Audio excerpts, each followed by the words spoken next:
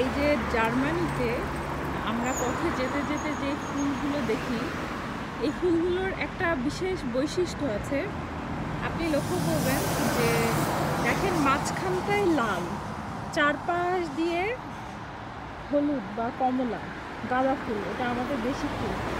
তারপরে একটা লেয়ার হলুদ, এরপরে হচ্ছে পাতা।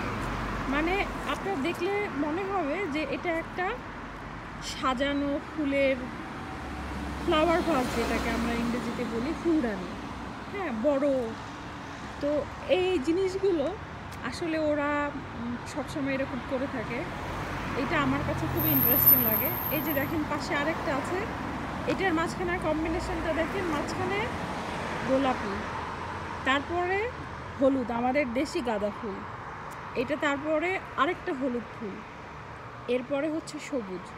আমার কাছে অবশ্য সবচেয়ে বেশি ভালো লেগেছে যে কম্বিনেশনটা, মাঝখানে লাল।